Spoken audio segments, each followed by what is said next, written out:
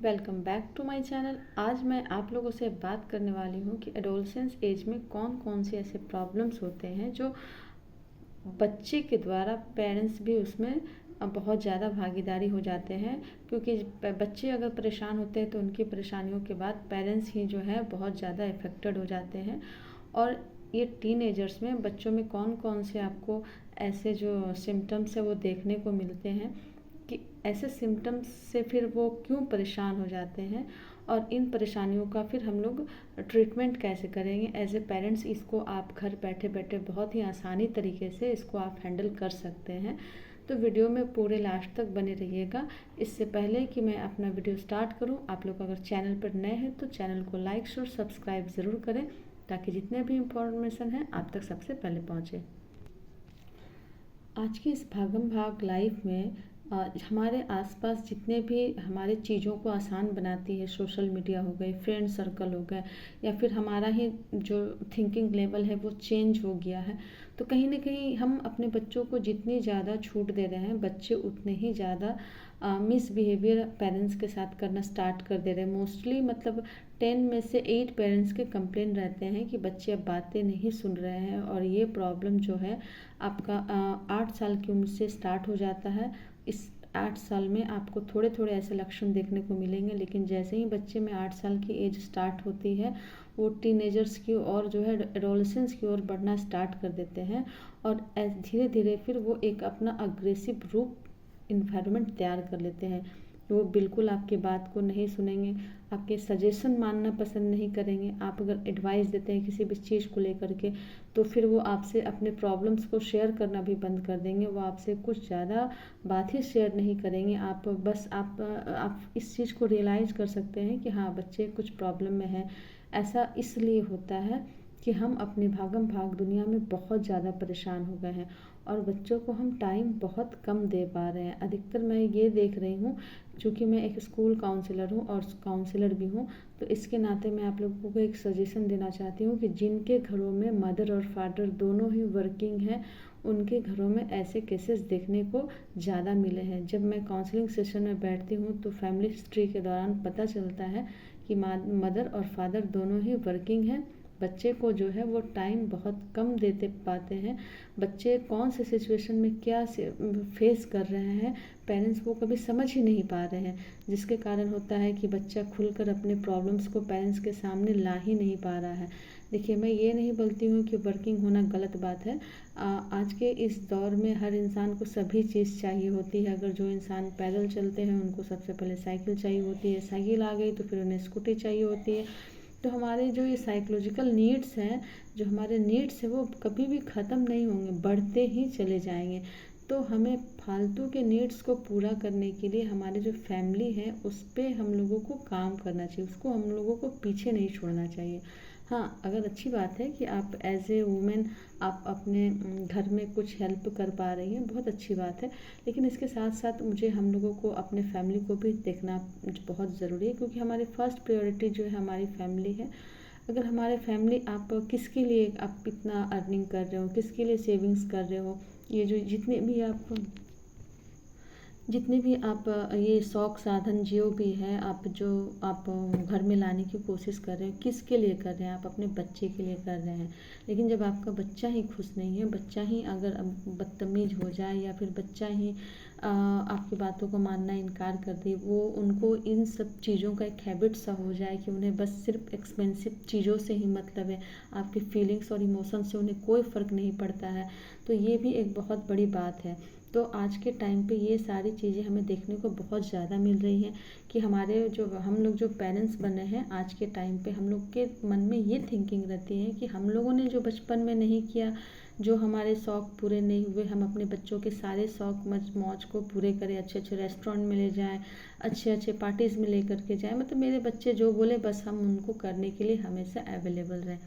और यही चीज़ हमें अपने बच्चों से, उस टाइम तो बड़े अच्छे लगते हैं कि आप जब 2 पल की खुशी अपने बच्चे के चेहरे पे देखते हैं, लेकिन कहीं ना कहीं ये जो खुशी है 2 पल की, बच्चे को आदत सी हो जाती है। अगर उसके बाद आप अपने बच्चे को मना करेंगे तो बच्चा बहुत ज़्यादा ही फ्रस्ट्रेट हो जाएगा और बहुत ज़्यादा परेशान हो जाएगा, क्योंकि उसको अपने फ्रेंड सर्कल में शो ऑफ करने की आदत हो चुकी है कि आप जो भी चीज़ों को दे रहे हैं वो लेकर कहाँ जा रहे हैं, अपने फ्रेंड सर्कल के बीच में जा रहे हैं, और अचानक फिर आप उन चीज़ों को देना बंद कर देंगे तो इससे उनका जो मेंटल स्ट्रेस है बहुत ज़्यादा बढ़ जाएगा और घर में आपका जो माहौल है बहुत ज़्यादा ख़राब होने वाला है। तो इसलिए मैं आप लोगों से रिक्वेस्ट करना चाहती हूँ कि एज ए पेरेंट्स आपको कुछ कुछ बातों का बहुत ही सख्ती से ख्याल रखना है। सबसे पहले बात तो आप अपने बच्चों के साथ टाइम स्पेंड ज़रूर करें, क्योंकि देखिए घर में पेरेंट्स रहने से एक माहौल बनता है। जो बच्चे, आप खुद सोचिए कि आपके एब्सेंस में बच्चे क्या कर रहे हैं, नहीं कर रहे, कौन सी बात उन्हें कब परेशान कर रही है, कौन सी बात वो आपसे हाइड कर रहे हैं, कौन से बात पे उन्हें बहुत ज़्यादा इमोशनली वीक हो रहे हैं। तो आप अगर घर में ही नहीं है तो फिर आप ऑब्ज़र्व कैसे कर पाएंगे। और जाहिर सी बात है कि जब इंसान दो जगहों पे काम करते हैं, ये घर और बाहर, तो फिर उनके पास और कोई भी टाइम नहीं बच पाता है। आप फिज़िकली इतने ही ज़्यादा थक जाएंगे और मेंटली भी कि आपको फिर किसी चीज़ों से फ़र्क नहीं पड़ेगा, आप चाह करके भी फोकस नहीं रह पाएंगे। आपको लगेगा, रियलाइज़ करेंगे आप कि आप टाइम नहीं दे पा रहे आप सब, लेकिन उस रियलाइजेशन का क्या फ़ायदा जब रिज़ल्ट ही हमारा ना हो। तो सबसे पहला हमारा बात है कि हमें बच्चों को टाइम देना है।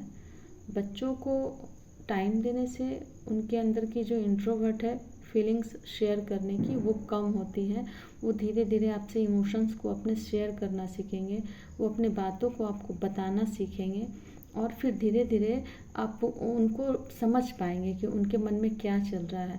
तो ऐसे भी आप नॉर्मली देखिए कि फ़र्स्ट टाइम आप किसी से मिलती हैं, आपको कुछ बातें समझ में नहीं आती है। किसी को पहचानने के लिए, किसी से घुलने मिलने के लिए उसके साथ टाइम बिताना बहुत ज़रूरी होता है। दूसरी बात हो जाती है हमें अपने बच्चों को किस तरीके से संस्कार देने चाहिए।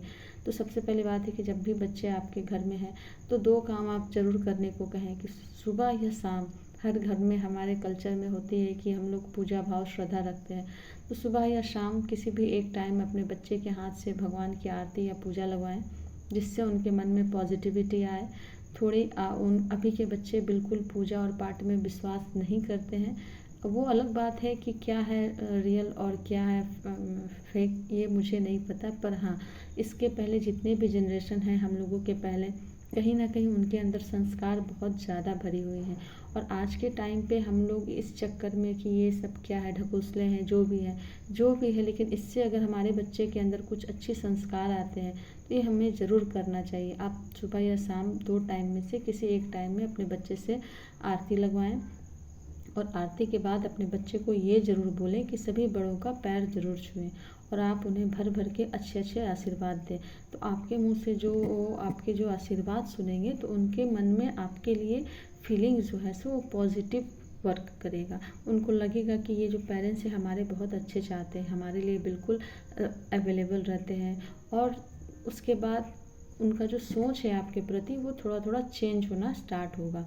और बच्चों से आप किस वक्त उनका मूड ख़राब है, आपको ये सबसे पहले तो ऑब्ज़र्व करना होगा, तभी आप किसी टॉपिक पे आप उससे बात कर सकते हैं।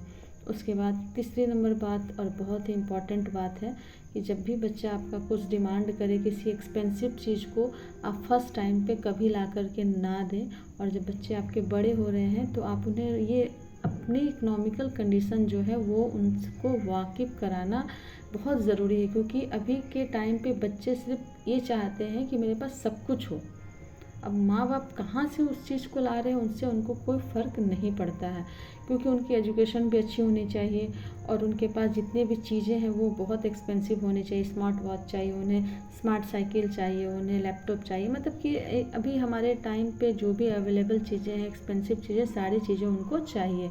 तो ये चाहिए तो कैसे चाहिए, जाहिर सी बात है कि फिर आप अगर उनको दे रही हैं तो अगर आप दे रही हैं तो बस उनको इन सब चीज़ों की एक हैबिट सी लगती जा रही है। आप दिन प्रतिदिन उनके जो डिमांड्स है वो बढ़ते जाएंगे।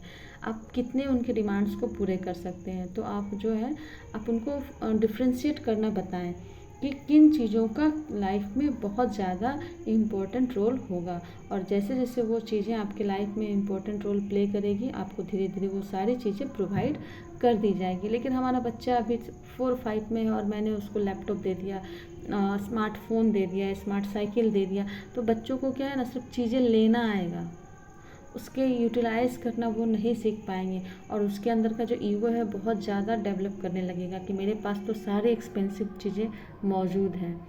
तो इन सब चीज़ों को हम लोगों को थोड़ा परे रखना है। As a parents I hope कि आप लोग बहुत समझदार हैं, बट आई होप कि मेरे वीडियोज़ के माध्यम से जो भी इम्पोर्टेंट ट्रिक्स बताए गए हैं आप इस पे ज़रूर फॉलो करेंगे। अगर वीडियो अच्छी लगी हो तो चैनल को लाइक और सब्सक्राइब ज़रूर करें। मिलते हैं हम लोग नेक्स्ट वीडियो में नई काउंसलिंग सेशन के साथ। Thank you for watching.